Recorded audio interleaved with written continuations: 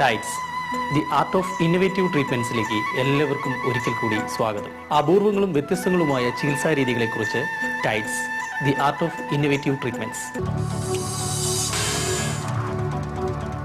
ജീവിതത്തിൽ ആരോഗ്യത്തിന് full guarantee പറയാൻ 2-3 അവസ്ഥകൾ മാത്രം നോക്കിയാൽ മതി. Good food, good exercise and good sleep. സുഖമായിട്ട് ഒന്ന് ഉറങ്ങുമ്പോൾ ശരീരത്തിന് നല്ല ശക്തിയും മനസ്സിന് നല്ല ശാന്തിയും ലഭിക്കുന്നു. എന്നാൽ അപൂർവം ചില സന്ദർഭങ്ങളിൽ ഉറക്കം ചില അനാരോഗ്യവും പ്രദാനം ചെയ്യുന്നുണ്ട്.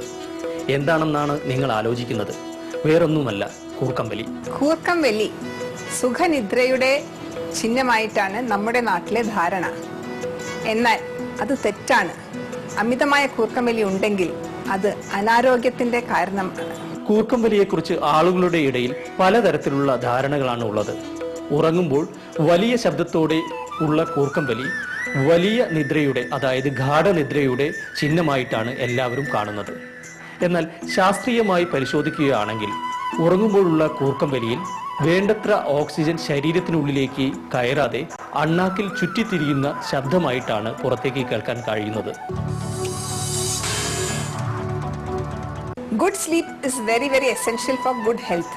അപ്പൊ നല്ലൊരു ഉറക്കം ഇല്ലെങ്കിൽ ശരീരത്തിന് അതിന്റെ ഭവിഷ്യത്തുകൾ ക്രമേണയാണ് ആൾക്കാർക്ക് അനുഭവപ്പെടുന്നത്. പക്ഷേ കഷ്ടകാലത്തിന് അവർക്ക് ഈ ഒരു ഉറക്കക്കുറവ് കൊണ്ടാണ് ഇതെല്ലാം അനുഭവപ്പെടുന്നതെന്ന് വളരെ വൈകി തന്നെയാണ് മനസ്സിലാക്കപ്പെടുന്നത്. കാരണം അവരാരും ചിന്തിക്കുന്നില്ല കൂർക്കംവലി ഒരു അസുഖമാണെന്ന്. ശ്വസനത്തിന്റെ വഴി തടസ്സം മുതൽ തുടങ്ങുന്ന കൂർക്കംവലി, കൂർക്കംവലിയുടെ സംഗീതം ആസ്വദിക്കുന്നവർ, കൂർക്കംവലിയുടെ ഭീകരമായ ശബ്ദം സഹിക്കവയ്യാതെ കിടപ്പുമുറിവിട്ട് മാറിക്കടക്കുന്നവർ, കൂർക്കംവലി ഒരു ദുശ്ശീലമായി തലയിൽ പേറിക്കൊണ്ടു നടക്കുന്നവർ, ഇങ്ങനെ കൂർക്കംവലി രഹസ്യമായും പരസ്യമായും ധാരാളം പേർ ഇന്ന് അനുഭവിക്കുന്നു. ഭൂമിയിൽ ജീവികളുടെ പൊതു സ്വഭാവമാണ് ശ്വസനം. മറ്റെന്തും ജീവന് മാറ്റിവെക്കാം. പക്ഷേ പ്രാണവായു ഇല്ലാതെ ഒരു നിമിഷം പോലും ജീവന് ശരീരത്തിൽ നിലനിൽപ്പില്ല. ഹൃദയം രക്തധമനികളിലൂടെ ജീവനെ ശരീരത്തിൽ എല്ലായിടത്തും പ്രസരിപ്പിക്കുന്നു. എന്നാൽ ശരീരത്തിൽ ജീവന്റെ നിലനിൽപ്പിന് ആധാരം തന്നെയാണ് ശ്വസനം. ഊണിലും ഉറക്കത്തിലും ഒരു നിമിഷം പോലും ഇടതടവില്ലാതെ പ്രാണനെ ശരീരത്തോട് ചേർത്തു നിർത്തുന്ന മഹാപ്രക്രിയ ശ്വസനം. കൂർക്കംവലി കൊണ്ടുണ്ടാവുന്ന രോഗത്തെയാണ് സ്ലീപ്പ് അപ്നിയ എന്ന് പറയുന്നത്. കൂർക്കംവലി രോഗികൾക്ക് ഏറെ ആശ്വാസകരമായ വാർത്തയുമായിട്ടാണ് ടൈറ്റ്സ് ഇന്ന് നിങ്ങളുടെ മുമ്പിലെത്തുന്നത്. കൂർക്കംവലിക്ക് കൊബ്ലേഷൻ ചികിത്സ. കൂർക്കംവലിക്കുള്ള അപൂർവ ചികിത്സയായ കൊബ്ലേഷൻ ട്രീറ്റ്മെന്റ് ഇന്ന് കേരളത്തിൽ പരീക്ഷിക്കുന്നത് പ്രശസ്ത ENT രോഗവിദഗ്ധയായും സർജനുമായിട്ടുള്ള ഡോക്ടർ രഞ്ജിനി രാഘവൻ. കൊബ്ലേഷൻ എന്ന ടെക്നിക്ക് യൂസ് ചെയ്യുമ്പോൾ താപനില വളരെ വളരെ കുറവായതുകൊണ്ട് വേദനയും വളരെ കുറവാണ്. പലർക്കും തീരെ വേദനയേ ഇല്ല എന്നാണ് പറയാറ്. രക്തപ്പോക്ക് തീരെ ഉണ്ടാവാത്തതാണ്. അപ്പോൾ അങ്ങനെ ആവുമ്പോൾ വേറെ ഒരു മേജർ സർജറി ആണെങ്കിൽ പോലും പേഷ്യന്റിന് അതിൻ്റെ കൂടെ ബ്ലഡ് ട്രാൻസ്ഫ്യൂഷൻ്റെയോ ഒന്നും ആവശ്യമില്ല. അതുകൊണ്ട് തന്നെ കൊബ്ലേഷൻ വളരെ വളരെ ഒരു ഇമ്പോർട്ടൻ്റ് ആയൊരു ടെക്നിക്കാണ്. ഇന്ന് ലോകത്ത് പലതരത്തിലുള്ള ജീവിതശൈലികളുടെ സമ്മർദ്ദത്തിനാലും ശാരീരിക പ്രത്യേകതകൾ കൊണ്ടും ശ്വസനത്തിന് ഭംഗം വരുന്ന രോഗമാണ് കൂർക്കംവലി. നിരവധി ആളുകൾ ഇതിനെ രഹസ്യമാക്കി വെക്കുകയും നിസാരമെന്ന് കരുതുകയും ചെയ്യുന്നു. പിന്നീട് ഇത് കൂടിക്കൂടി വന്ന് അസുഖം മൂർച്ഛിച്ചവരാണ് കൂർക്കംവലി രോഗികളിൽ ഭൂരിഭാഗവും എന്നാണ് ലോക ആരോഗ്യ സംഘടനയുടെ കണക്കുകൾ സൂചിപ്പിക്കുന്നത്. ഇങ്ങനെ കൂർക്കംവലി ശീലമാക്കിയവർ ഇന്ന് ലോകത്ത് ധാരാളം. വേണ്ടത്ര ശ്രദ്ധ നൽകിയില്ലെങ്കിൽ പല അസാധാരണമായ രോഗങ്ങൾക്കും കാരണമായേക്കാവുന്ന വില്ലിന്റെ പരിവേഷമാണ് കൂർക്കംവലിക്കുള്ളത്. കൂർക്കംവലി എങ്ങനെ ഉണ്ടാവുന്നു? ഇപ്പോൾ എല്ലാവരും ഉറങ്ങുമ്പോൾ ഗാഠനിദ്രയിൽ നമ്മുടെ മാംസപേശികളെല്ലാം റിലാക്സ് ചെയ്യുന്നതോടൊപ്പം തന്നെ ശ്വാസനാളം കൂടെ റിലാക്സ് ആവുന്നു. ആ സമയത്ത് നമ്മുടെ മാംസപേശികൾ, അണ്ണാക്കും ചെറുനാക്കും അതേമാതിരി നമ്മുടെ നാവുമെല്ലാം അതിൻ്റെ ഒപ്പം തന്നെ റിലാക്സ് ആകുമ്പോൾ കൂർക്കംവലിയുള്ള ആളുകൾക്ക് ആ ശ്വാസനാളം തടസ്സപ്പെടുന്നു. അതിൻ്റെ വണ്ണം കുറഞ്ഞു കുറഞ്ഞു വരുമ്പോൾ നമ്മൾ എടുക്കുന്ന ശ്വാസനാളത്തിൽ കൂടെ ശ്വാസകോശത്തിലേക്ക് പോകുന്നില്ല. അതിന് പകരം ആ ശ്വാസം ഈ നമ്മുടെ നാവിനെയും അണ്ണാക്കിനെയും എല്ലാം ചലിപ്പിക്കുന്നു. ഈ ചലനം കൊണ്ടുണ്ടാകുന്ന ശബ്ദമാണ് കൂർക്കംവലി.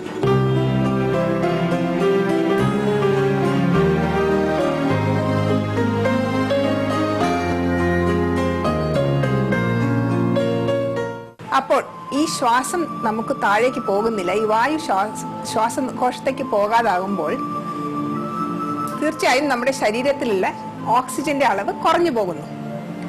അപ്പോൾ രക്തോട്ടം കൊണ്ട് പല അവയവങ്ങളും, നമ്മുടെ ബ്രെയിൻ ആണെങ്കിലും നമ്മുടെ ഹൃദയമാണെങ്കിലും അല്ല നമ്മുടെ മാംസപേശികൾ, ഇതെല്ലാം അമിതമായ കൂർക്കം വലി കാരണം ഈ ഓക്സിജൻ കുറഞ്ഞു വന്ന് എഫക്റ്റ് ഉണ്ടാവുന്നു.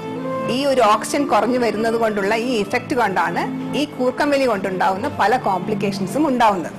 ശരിയായ ഭക്ഷണം, ശരിയായ വ്യായാമം, ശരിയായ വിശ്രമം ആരോഗ്യത്തിന്റെ ആണിക്കല്ലുകൾ ആണെന്ന് പറയാം. ഇതിൽ ശരിയായ വിശ്രമം നമുക്ക് ലഭിക്കുന്നത് നന്നായി ഉറങ്ങുമ്പോഴാണ്. ഉറങ്ങുമ്പോൾ ഉള്ള തുടർച്ചയായ കൂർക്കം വലി ശരീരത്തിനെയും മനസ്സിനെയും ഗാഠവിശ്രമത്തിൽ നിന്നും അകറ്റുന്നു. അതുകൊണ്ട് കൂർക്കം വലി ഒരാളുടെ നഷ്ടപ്പെടുന്ന ആരോഗ്യത്തിന്റെ ആദ്യ ലക്ഷണമായിട്ടാണ് വൈദ്യശാസ്ത്രം വിലയിരുത്തുന്നത്. കൂർക്കം വലി ഒരിക്കലും ഒരാളുടെ അടിമുടി ഉറക്കത്തിന്റെ അളവുകോൽ അല്ല, മറിച്ച് രോഗത്തിന് അടിമപ്പെടുന്നതിന്റെ അശുഭ ലക്ഷണമാണ്. ഇപ്പോൾ ഈ കൂർക്കം വലി കൊണ്ട് തന്നെ ഒരാൾ ഒരു 5-7 മണിക്കൂർ വരെ ഉറങ്ങിയാൽ പോലും ഈ ശരീരത്തിലുള്ള ഓക്സിജൻ കുറവുള്ള കാരണം രാവിലെ എണീക്കുമ്പോൾ തീർച്ചയായും ഫ്രഷായി തോന്നില്ല. പകലുണ്ടാവുന്ന ഈ ഉറക്കം ക്ഷീണം ഈ ഒരു കൂർക്കം വലി കൊണ്ട് തന്നെയാണ് ഉണ്ടാകുന്നത്. കൂർക്കം വലി കൊണ്ട് തന്നെ പലപ്പോഴും അവരുടെ ഭാര്യ അല്ലെങ്കിൽ ഭർത്താവ് പറയും, ഈ പലപ്പോഴും ഈ ശ്വാസം കുറച്ച് സെക്കൻഡ് അല്ലെങ്കിൽ മിനിറ്റുകളോളം നിൽക്കുന്നുണ്ട്. അതിന് പുറമെ ഈ നല്ല ഗാഠനിദ്രയിൽ പലപ്പോഴും അവർ ശ്വാസം കിട്ടാത്തതൊരു തോന്നലുണ്ടായി അവർ ഞെട്ടി എണീക്കാം. പലപ്പോഴും അതൊരു ഹൃദയത്തിന്റെ പ്രോബ്ലം ആയിട്ടാണ് തെറ്റായി ഡയഗ്നോസ് ചെയ്യാം. ഈ ഒരു ശ്വാസം ഈ ഓക്സിജൻ കുറവ് കാരണം പലപ്പോഴും രാവിലെ എണീക്കുമ്പോൾ തലവേദനയായിട്ടായിരിക്കാം അവർ പലപ്പോഴും എണീക്കുന്നത്. അതിനും ഒരു മൈഗ്രെയിൻ ആയിട്ടോ അല്ലെങ്കിൽ ചെന്നിക്കുത്ത് എന്ന ഡയഗ്നോസ് ചെയ്ത് അതിനു വേണ്ടിയും അവർ മരുന്ന് കഴിക്കാം. ആപ്നിയ എന്ന് വെച്ചാൽ ഒരു ഗ്രീക്ക് പദമാണ്. അതിന്റെ അർത്ഥം ശ്വാസം കുറച്ച് സെക്കൻഡിന് നിലച്ചു പോകുന്നു. ഈ ഒരു ശ്വാസം നിലയ്ക്കുന്നത് കൊണ്ടും ഈ ഓക്സിജൻ കുറയുന്നത് കൊണ്ടുമാണ് ഇതിലുണ്ടാവുന്ന എല്ലാ കോംപ്ലിക്കേഷൻസും വരുന്നത്. രാത്രിയിൽ ഉറക്കത്തിന് ഇടയ്ക്കിടെ ഭംഗം വരുത്തിക്കൊണ്ടായിരിക്കും കൂർക്കം വലിയുടെ പ്രാരംഭത്തിൽ ഉണ്ടാവുക. ഒരു പക്ഷേ കൂർക്കം വലി സ്വയം കേട്ടുകൊള്ളണം എന്നും ഇല്ല. ഭാര്യയോ ഭർത്താവോ കൂട്ടുകാരോ പറഞ്ഞിട്ടാവും ഒരാൾക്ക് സ്വന്തം കൂർക്കം വലിയെക്കുറിച്ച് അറിയാൻ കഴിയുക.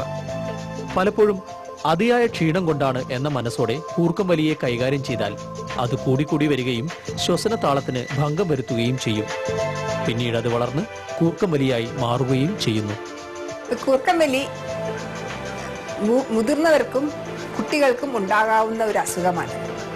ഇപ്പൊ കുട്ടികളിൽ ഉണ്ടാകുന്ന കൂർക്കം വലി സാധാരണ ഒന്നെങ്കിൽ ടോൺസിൽ അല്ലെങ്കിൽ ടോൺസിൽ മാതിരി മൂക്കിന്റെ പിന്നിലൊരു ഗ്രന്ഥിയുണ്ട്, എഡിനോയിഡ്സ്. ഇത് രണ്ടും വീർത്തു വരുമ്പോൾ ശ്വാസനാളം ബ്ലോക്ക് ആവുന്നു. അപ്പൊ കുട്ടികളിൽ പലരും ഈ കൂർക്കം വലിയൊപ്പം തന്നെ രാത്രി ഉറക്കുന്ന സമയത്ത് അങ്ങോട്ടും ഇങ്ങോട്ടും തിരിഞ്ഞും കമന്നും എല്ലാം കടക്കുന്നത് പലപ്പോഴും മാതാപിതാക്കൾ പറയാവുന്നതാണ്.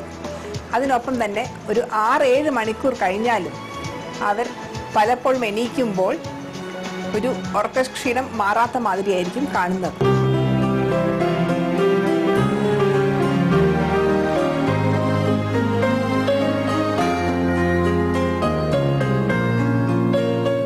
പലപ്പോഴും അറ്റൻഷൻ ഡെഫിസിറ്റ് സിൻഡ്രോം എന്ന് പറയുന്ന ഹൈപ്പർ ആക്ടിവിറ്റി ഡിസീസ് എന്ന് പറയുന്ന ഒരു രോഗമുണ്ട്. അതായിട്ടും പലപ്പോഴും ഈ സ്ലീപ്പ് ആപ്നിയയുള്ള കുട്ടികളെ അതായിട്ട് ഡയഗ്നോസ് ചെയ്ത് അതിനു വേണ്ടിയും ട്രീറ്റ്മെന്റ് കൊടുക്കുന്നത് കാണാറുണ്ട്. മുതിർന്നവരിലാണെങ്കിലും കുട്ടികളിലാണെങ്കിലും കൂർക്കം വലി ഉണ്ടാക്കുന്ന പ്രത്യാഘാതങ്ങൾ വളരെ വലുതാണ്.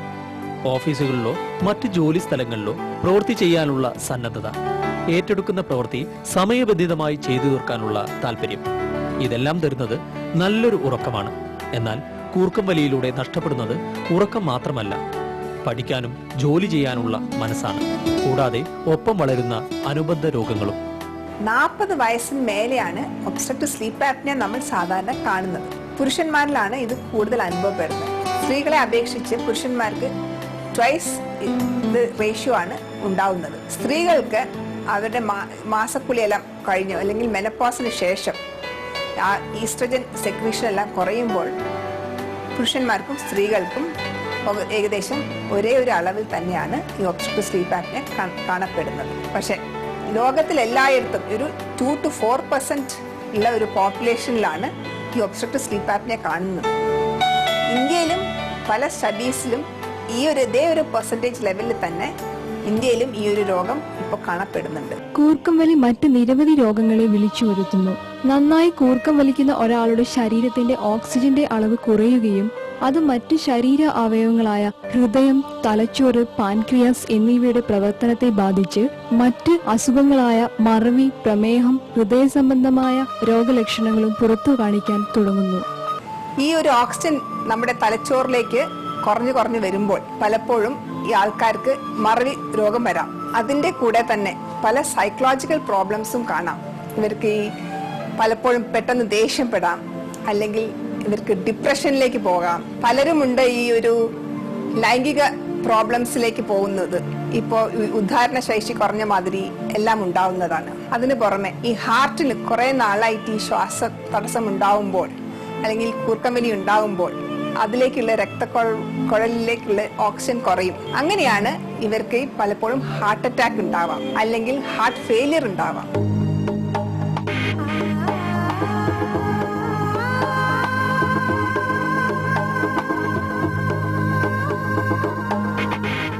പലപ്പോഴും ഈ ഒരു ഓക്സിജൻ കാരണം, ഈ സ്നോറിംഗ് കാരണം ആൾക്കാർക്ക് രക്തസമ്മർദ്ദം വരാം. അതേമാതിരി പ്രമേഹം, കേരളത്തിൽ എസ്പെഷ്യലി പ്രമേഹത്തിന്റെ പെർസെൻറ്റേജ് വളരെ കൂടുതലാണ്.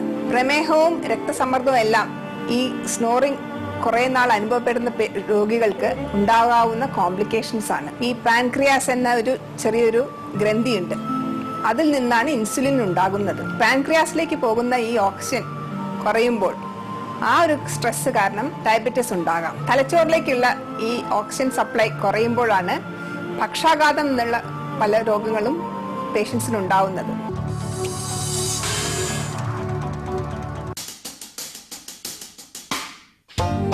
Welcome to a rejuvenating dip in the knowledge and peace distilled through the ages. Become refreshed in the quest of life. Follow Ayurveda and say Namaste to good health. Come, discover your well-being. Sri Sri Ayurveda Panchakarma, bringing balance to your life. ഈ ഒരു കൂർക്കമ്പലി കാരണം തുടക്കത്തിൽ ഭാര്യയ്ക്കോ അല്ലെങ്കിൽ ഭർത്താവിനോ മാത്രമാണ് അതിന്റെ ഒരു ബുദ്ധിമുട്ട് അനുഭവപ്പെടുന്നത്. അപ്പോൾ അതൊരു രോഗിക്ക് അതിന് ഒരു വലിയൊരു ബുദ്ധിമുട്ടുണ്ടായി എന്ന് തോന്നുന്നില്ല. പിന്നീട് പതുക്കെ അത് കുടുംബത്തിലുള്ള ബാക്കി അംഗങ്ങളും അതിനെ കുറിച്ച് കംപ്ലൈന്റ് പറയാൻ തുടങ്ങും. പലപ്പോഴും എൻ്റെ അടുത്ത് വരുന്ന രോഗികൾ പറയുന്നത് അവർ തനിയാണ് ഉറങ്ങുന്നത്. കാരണം ആ ഒരു കൂർക്കമ്പലിയുടെ സൗണ്ട് കാരണം ഭാര്യയായാലും മക്കളായാലും കൂടെ കിടക്കാൻ വിസമ്മതിക്കുന്നു. അപ്പോൾ അവരൊരു ഒറ്റപ്പെട്ടു പോകുന്നുണ്ട്. ഈ ഒരു കൂർക്കമ്പലി എന്നിട്ടും അവർ അതിൻ്റെ മുകളിൽ ഒരു വലിയൊരു പ്രോബ്ലം അല്ല എന്ന് കരുതി അത് അങ്ങനെ ഒരു സൗണ്ട് മാത്രമാണ്, എന്നാൽ എനിക്ക് ഉറങ്ങാൻ പറ്റുന്നുണ്ട്, ഇതൊരു നല്ല ഉറക്കത്തിന്റെ ലക്ഷണമാണ് എന്ന് അവർ കരുതി അത് കണ്ടിന്യൂ ചെയ്തുകൊണ്ടിരിക്കുമ്പോഴാണ് പിന്നീട് ബാക്കി രോഗങ്ങളെല്ലാം അവർക്ക് അനുഭവപ്പെടുന്നത്. പിറന്നു വീഴുന്ന കുഞ്ഞിന്റെ ആദ്യ കരച്ചിൽ കൗതുകത്തോടെ കേൾക്കുന്ന നമ്മൾ അതിനു മുൻപുള്ള ശ്വസനം ശ്രദ്ധിച്ചിട്ടുണ്ടാവില്ല. ഓരോ കുഞ്ഞും പിറന്നു വീഴുമ്പോൾ ആദ്യം ചെയ്യുന്ന പ്രവൃത്തി ശ്വാസം ഉള്ളിലേക്ക് വലിക്കുന്നു. The first act of a child is breath in. The last act of a man is breath out. ഇതിനിടയിലുള്ള ശ്വസനം പലതരത്തിലുള്ള സമ്മർദ്ദങ്ങൾ കൊണ്ടും ബുദ്ധിമുട്ടുകൾ സഹിച്ചും കൂർക്കമ്പലിയായി രൂപാന്തരപ്പെടുന്നു. അമിതമായ കൂർക്കമ്പലിയുള്ള രോഗികൾക്ക് 60% ചാൻസ് കൂടുതലാണ് ഹൃദയാഘാതം ഉണ്ടാവാൻ. അതേമാതിരി 40% ചാൻസ് പക്ഷപാതത്തിനും ഉണ്ടാകാം. അപ്പോൾ ഈ ഒരു കൂർക്കമ്പലി അത്രയൊരു ചെറിയൊരു പ്രോബ്ലം അല്ല. ഇതെല്ലാം നേരത്തെ കണ്ടുപിടിച്ച് അതിനൊരു ട്രീറ്റ്മെന്റ് ഉണ്ടാക്കുകയാണെങ്കിൽ ഈ കോംപ്ലിക്കേഷൻസ് ഉണ്ടാവാവുന്ന ചാൻസസ് കുറവാണ്. അവൾക്ക് അല്ലെങ്കിൽ അവന് ചെറുപ്പത്തിലേ ഉള്ളതാണ് കൂർക്കമ്പലി. എങ്ങനെ മാറാനാണ്? ഇതാണ് പലരുടെയും ധാരണ. കാരണം കൂർക്കമ്പലി ഉറക്കത്തോടൊപ്പം ഉള്ളതല്ലേ, എങ്ങനെ ചികിത്സിക്കും? അതുകൊണ്ട് കൂർക്കമ്പലി മാറ്റാൻ ഉറക്കം മാറ്റിവെക്കണം എന്നല്ല പറയുന്നത്. നല്ല ചികിത്സ കൊടുത്താൽ കൂടുതൽ നന്നായി ഉറങ്ങാൻ കഴിയും എന്നാണ് പറയുന്നത്. ഇന്ന് കൂർക്കമ്പലി ഭേദമാക്കാൻ വൈദ്യശാസ്ത്രം കണ്ടെത്തിയ അതിനൂതനമായ ചികിത്സാരീതിയാണ് കൊബ്ലേഷൻ.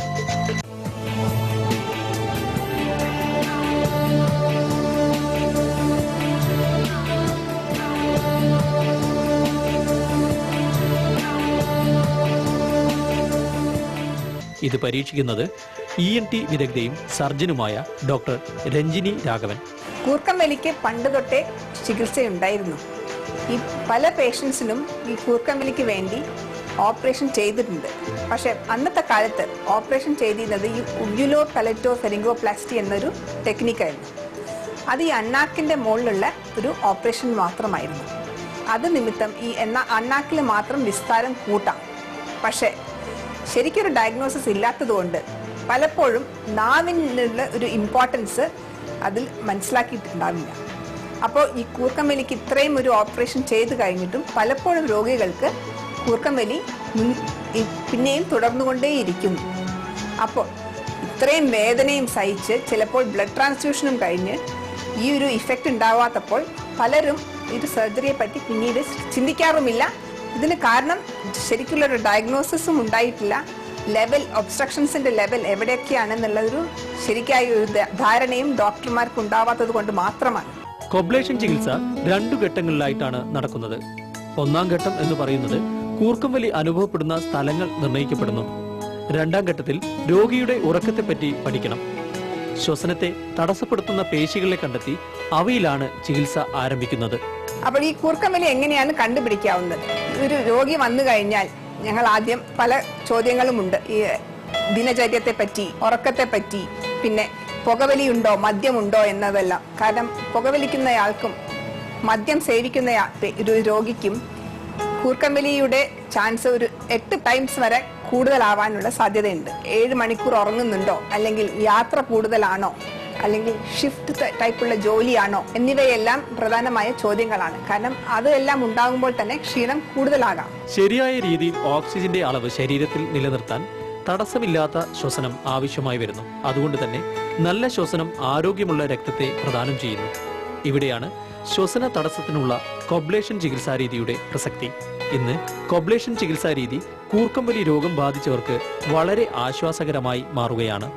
ഇത് കാര്യങ്ങളെല്ലാം അന്വേഷിച്ചതിന് ശേഷം ഒരു ENT സർജൻ ആയതുകൊണ്ട് ഈ മൂക്കിലും തൊണ്ടയിലും ഇതെല്ലാം പരിശോധിച്ചതിന് ശേഷം സ്കോപ്പി ഞങ്ങൾ ചെയ്യും. സ്കോപ്പി സാധാരണ ഒരു OP പ്രൊസീജിയർ തന്നെയാണ്. ഔട്ട് പേഷ്യന്റിൽ വെച്ച് തന്നെ ചെയ്യാവുന്ന ഒരു പ്രൊസീജിയറാണ്. അത് വളരെ സിമ്പിളായ ഒരു പ്രൊസീജിയറാണ്.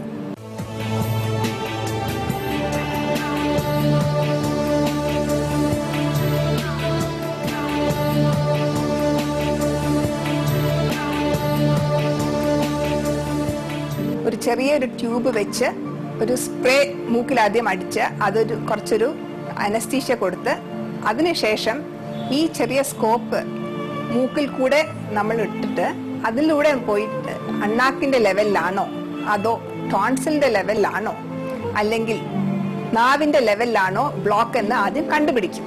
അതിനുശേഷമാണ് അടുത്ത ടെസ്റ്റ് ഉണ്ടാകുന്നത്.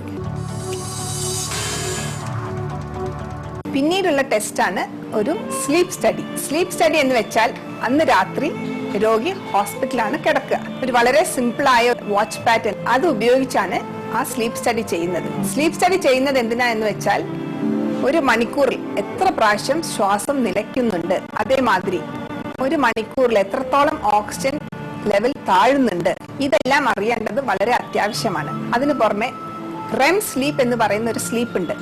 അതാണ് ഏറ്റവും ആവശ്യമുള്ള ഒരു സ്ലീപ്പ്. നമ്മുടെ ഒരു ശരീരം ഒരു റിലാക്സ് ചെയ്യാൻ വേണ്ടിയുള്ള ഏറ്റവും ആവശ്യമുള്ള സ്ലീപ്പ്. ആ REM സ്ലീപ്പ് ഒരു സാധാരണ ഒരു 15 മുതൽ 30% വരെ ടോട്ടൽ ഉറക്കത്തിൽ വേണം. അതിന്റെ അളവും ഈ ഒരു സ്ലീപ്പ് സ്റ്റഡി വെച്ചിട്ട് നമുക്ക് പരിശോധിക്കാം. കൂർക്കമ്പലി ചികിത്സയിൽ കൂർക്കമ്പലി ഉണ്ടാകുന്ന ഭാഗം കൃത്യമായി നിർണ്ണയിക്കുക എന്നത് ശ്രമകരമായ ഒരു ജോലിയാണ്. കാരണം അത് നിശ്ചിത സമയത്ത് രോഗിക്ക് എവിടെയാണ് അനുഭവപ്പെടുന്നത് എന്ന് ഒരു ചികിത്സകനോടും പറയാൻ സാധിക്കുന്നില്ല. അതുകൊണ്ട് തന്നെ കൂർക്കമ്പലി ഉണ്ടാകുന്ന സ്ഥലനിർണ്ണയം വളരെ കരുതലോടെ ചെയ്യേണ്ട ഒന്നാണ്. ഇത് വളരെ നൈപുണ്യത്തോടെയും കൃത്യതയോടെയും ചെയ്യുന്നു എന്നത് ഇവരുടെ അനുഭവ സമ്പന്നത വെളിവാക്കുന്നു. ഇപ്പോൾ പല ടൈപ്പിലുള്ള സർജറീസ് ഇവിടെ ഉണ്ട്. അപ്പോൾ ഇവിടെ ഞങ്ങളുടെ സെന്ററിൽ മെയിനായിട്ട് യൂസ് ചെയ്യുന്നത് കൊബ്ലേഷൻ എന്ന ഒരു വളരെ നൂതനമായ ഒരു ഇൻസ്ട്രുമെന്റ് യൂസ് ചെയ്തിട്ടാണ്. മനുഷ്യന്റെ അണ്ണാക്ക് വളരെ സെൻസിറ്റീവ് ആയിട്ടുള്ള ഒരു ഭാഗമാണ്. പലതരത്തിലുള്ള ഇന്ദ്രിയങ്ങളുടെ കേന്ദ്രസ്ഥാനവും ഗ്രന്ഥികളും ഉള്ളതിനാൽ വളരെ കരുതലോടെ മാത്രമേ ഇവിടെ ചികിത്സ നൽകാൻ കഴിയുന്നുള്ളൂ. ഇതിനുള്ള മറ്റു ചികിത്സാ രീതികളിൽ വളരെ ഉയർന്ന താപനിലയിലാണ് ചെയ്യുന്നതെങ്കിൽ കൊബ്ലേഷൻ വളരെ കുറഞ്ഞ ഡിഗ്രി ചൂട് മാത്രമേ ശരീരത്തിന് നൽകുന്നുള്ളൂ എന്നതാണ് കൊബ്ലേഷൻ ചികിത്സയുടെ പ്രത്യേകത. ഈ ഒരു കൊബ്ലേഷൻ കാരണം ഈ ഒരു ഫൈബ്രോസിസ് ഉണ്ടാവുന്നു. അപ്പോൾ ഈ ഫൈബ്രോസിസ് ഉണ്ടാകുമ്പോൾ നമ്മുടെ ഈ മാംസപേശികളുടെ ആ ഒരു ലൂസായിട്ടുള്ളത് കട്ടി കൂടി വരും. അപ്പോൾ ഈ നമ്മളെ ഈ അണ്ണാക്കായ ആണെങ്കിലും നാവാണെങ്കിലും ഈ കൂർക്കം വലി ഞാൻ ആദ്യം പറഞ്ഞ മാതിരി അതൊരു വൈബ്രേഷൻ അല്ലെങ്കിൽ അത് ചലിച്ചുകൊണ്ടിരിക്കുന്നത് കൊണ്ടാണ് ആ കൂർക്കം വലി ഉണ്ടാവുന്നത്. അപ്പോൾ ഇത് ടൈറ്റായി ടെൻസായി വരുമ്പോഴേക്കും ആ ഒരു കൂർക്കം വലിയുടെ ഇഫക്റ്റ് ഉണ്ടാവുന്നില്ല. കാരണം ശ്വാസനാളം കൂടുതൽ വികസിക്കുന്നുണ്ട്. അണ്ണാക്കിലും തൊണ്ടയിലും നാവിന്റെ പിറകുവശത്തുമുള്ള പേശികളിലാണ് പ്രധാനമായും കൊബ്ലേഷൻ ചികിത്സ നൽകുന്നത്. ഈ വഴികളിൽ ശ്വസനത്തിന് തടസ്സം വരുന്ന പേശികളെ ബലപ്പെടുത്തിക്കൊണ്ടുള്ള ചികിത്സ ആയതിനാൽ ചികിത്സയ്ക്ക് ശേഷം കൃത്രിമമായ ഉപകരണങ്ങൾ ഒന്നും തന്നെ വേണ്ടിവരുന്നില്ല. കൂടാതെ ശ്വസനത്തിന്റെ അകത്തേക്കും പുറത്തേക്കുമുള്ള കയറ്റിറക്കത്തിന് ഉതകുന്ന വിധം അണ്ണാക്ക് പൂർണ്ണമായും തുറന്നു കിട്ടുന്നു എന്നതാണ് കൊബ്ലേഷൻ ചികിത്സയുടെ മെച്ചം. ഈ സർജറി കഴിഞ്ഞ് ഞാൻ ആദ്യം പറഞ്ഞ മാതിരി തന്നെ ഒരു 8 ആഴ്ച ആകുമ്പോഴേക്കാണ് ഈ ഫൈബ്രോസിസ് പതുക്കെ ഡെവലപ്പ് ചെയ്യുന്നത്. അപ്പോൾ ഈ 8 ആഴ്ചയ്ക്ക് ശേഷം ആവുമ്പോഴാണ് രോഗിക്ക് ശരിക്കുമായി ഇതിൻ്റെ ഒരു ഇഫക്റ്റ് അനുഭവപ്പെടുക. അപ്പോഴത്തേക്കും ഈ കൂർക്കം വലിയും നിൽക്കുന്നതോടൊപ്പം തന്നെ ആ ശ്വാസനാളം വികസിക്കുന്നത് കൊണ്ട് രാവിലെ എണീക്കുമ്പോൾ പണ്ടുണ്ടായിരുന്ന പകൽ ഉറക്കമോ ആ ഒരു ക്ഷീണമോ ഒന്നും തന്നെ അവർക്ക് ഉണ്ടാവുന്നതല്ല. പിന്നീട് അത് ആ ഉന്മേഷം പണ്ട് ഒരു ഈ കൂർക്കമലിയെല്ലാം ഉണ്ടാവുന്നതിന് മുമ്പ് ഉണ്ടായിരുന്ന ചെറുപ്പത്തിലുണ്ടായിരുന്ന ആ ഉന്മേഷവും എല്ലാം അവർക്ക് തിരിച്ചു കിട്ടുന്നു. അപ്പോഴുണ്ടാവുന്ന ആ ഒരു സന്തോഷം തീർച്ചയായിട്ടും എനിക്ക് എക്സ്പ്രസ് ചെയ്യാനോ എനിക്ക് പറഞ്ഞു തരാനോ പറ്റുന്നതല്ല. കാരണം അത്രയും അവർക്ക് അപ്പോൾ മാത്രമാണ് അവർ ശരിക്കും പണ്ട് എങ്ങനെ ഉണ്ടായിരുന്നു എന്നുള്ളത് അവർക്ക് തിരിച്ചത് അനുഭവപ്പെടുന്നത്. ഒരു ചികിത്സ അതിന്റെ നല്ല ഫലപ്രാപ്തി എത്തുന്നത് അതിന്റെ ഏറ്റവും നല്ല അനുഭവം ജീവിതത്തിൽ പങ്കിടാൻ സാധിക്കുമ്പോഴാണ്. കൂർക്കംവലി ഉണ്ടെന്ന് കരുതി ജീവിതത്തിന്റെ സ്വാഭാവികത നഷ്ടപ്പെട്ടു പോയവർ ഇന്ന് ലോകത്ത് ആണെങ്കിലും കൊബ്ലേഷൻ ചികിത്സ വഴി ജീവിതം തിരിച്ചു കിട്ടിയവരുടെ എണ്ണവും ഇന്ന് വർദ്ധിച്ചു വരികയാണ്. ലേറ്റസ്റ്റ് മോഡൽ ഒരു ഓപ്പറേഷനാണെന്ന് പറഞ്ഞു. അത് സാധാരണ കത്തിവെക്കുന്നത് പോലെയുള്ള രീതിയല്ല. ഒരു റേഡിയോ ഫ്രീക്വൻസി എന്ന് പറയുന്ന ഒരു സിസ്റ്റത്തിലൂടെ അവിടുത്തെ സെല്ലുകളെ ഇങ്ങനെ നശിപ്പിച്ചു പോകുന്നതാണ് എന്ന് പറഞ്ഞു. രക്തം നിങ്ങൾ കരുതണ്ട, അങ്ങനെ രക്തപ്രവാഹമൊന്നും ഓപ്പറേഷൻ്റെ രീതിയിൽ ഉണ്ടാകുന്നില്ല എന്ന് പറഞ്ഞപ്പോൾ എന്നെ അത് അട്രാക്റ്റ് ചെയ്യുകയും ഞാൻ അതിന് വേണ്ടി വരികയും ചെയ്തു. അങ്ങനെ അത് ധൈര്യത്തോടുകൂടി അതിന് വേണ്ടി തുനിയുകയായിരുന്നു. അങ്ങനെ തുനിഞ്ഞു. അതിൻ്റെ ഫലം എനിക്കിപ്പോൾ കിട്ടി. എനിക്കിപ്പം മറ്റുള്ളവരെ പോലെ തന്നെ കിടന്ന് ഉറങ്ങാൻ പറ്റുന്നു. ഇൻസ്ട്രുമെൻ്റ് ഒന്നും ഇല്ലാതെ തന്നെ ഉറങ്ങാൻ പറ്റുന്നു. കൊബ്ലേഷൻ എന്ന ചികിത്സാ രീതി തൊണ്ടയിൽ ഒരു വലിയ മുറിവോ അതോടൊപ്പം ചികിത്സ കഴിഞ്ഞുള്ള വലിയ വിശ്രമങ്ങളോ ഒന്നും ഇതിന് ആവശ്യമായി വരുന്നില്ല. പക്ഷേ ചികിത്സ തേടിയെത്തുന്നവർ സുരക്ഷിതമായ ചികിത്സ അവകാശപ്പെടാൻ തക്കവണ്ണം മറ്റ് ചില സൗകര്യങ്ങളും കൊബ്ലേഷൻ ചികിത്സയ്ക്ക് ആവശ്യമാണ്. ആഴ്ചയിൽ 3 പ്രാവശ്യത്തിൽ കൂടുതൽ കൂർക്കം വലി അനുഭവപ്പെടുന്നുണ്ടെങ്കിൽ തീർച്ചയായും നിങ്ങൾ ഡോക്ടറെ സമീപിക്കേണ്ടതാണ്. ഒരാൾക്ക് ആരോഗ്യമുണ്ടെങ്കിലല്ലേ അദ്ദേഹത്തിൻ്റെ ജീവിതത്തിലും അല്ലെങ്കിൽ അദ്ദേഹത്തിൻ്റെ പരിവാരങ്ങൾക്കും അദ്ദേഹത്തിൻ്റെ ഫാമിലിക്കും അതിൻ്റെ ഗുണം ഉണ്ടാവുന്നതുള്ളൂ. കൊബ്ലേഷൻ ചികിത്സയിലൂടെ തൊണ്ടയിലെയും അണ്ണാക്കിലെയും ശരീരകലകളെ സൂക്ഷ്മമായി തിരിച്ചറിഞ്ഞ് ദുർബലങ്ങളായ കലകളെ ശക്തിപ്പെടുത്തുന്നു. തൊണ്ട ശ്വാസത്തിന് കടന്നു പോകാൻ തക്കവണ്ണം തുറക്കപ്പെടുന്നു. ഈ ഒരു മാറ്റം രോഗിക്ക് ചികിത്സ കഴിഞ്ഞ് ഏതാനും ആഴ്ചകൾക്കുള്ളിൽ തന്നെ അനുഭവപ്പെടാൻ തുടങ്ങുന്നു. രോഗി ശരിയായി ഉറങ്ങാൻ തുടങ്ങുന്നു. എല്ലാ അർത്ഥത്തിലും ആരോഗ്യം മെച്ചപ്പെടുന്നു. കൂർക്കംവലി മൂലം കൈവിട്ട ജീവിതം തിരികെ ലഭിക്കുന്നു. Good sleep is very very essential for good health. അപ്പോൾ നല്ലൊരു ഉറക്കം ഇല്ലെങ്കിൽ ശരീരത്തിന് അതിൻ്റെ ഭവിഷ്യത്തുകൾ ക്രമേണയാണ് ആൾക്കാർക്ക് അനുഭവപ്പെടുന്നത്. പക്ഷേ കഷ്ടകാലത്തിന് അവർക്ക് ഈ ഒരു ഉറക്കക്കുറവ് കൊണ്ടാണ് ഇതെല്ലാം അനുഭവപ്പെടുന്നതെന്ന് വളരെ വൈകി തന്നെയാണ് മനസ്സിലാക്കപ്പെടുന്നത്. കാരണം അവരാരും ചിന്തിക്കുന്നില്ല കൂർക്കം വലി അസുഖമാണെന്ന്. വ്യത്യസ്തങ്ങളും അപൂർവങ്ങളുമായ ചികിത്സാ രീതികളെക്കുറിച്ച് നിങ്ങൾക്കും ചോദിച്ചറിയാം. നിങ്ങളുടെ സംശയങ്ങൾക്കും ചോദ്യങ്ങൾക്കും ചികിത്സാ വിശേഷത്തിലൂടെ ഡോക്ടർമാർ മറുപടി നൽകുന്നതായിരിക്കും. നിങ്ങളുടെ സംശയങ്ങളും ചോദ്യങ്ങളും അറിയിക്കേണ്ട വിലാസം to the research officer tides@yahoo.com. Phone 9947123233.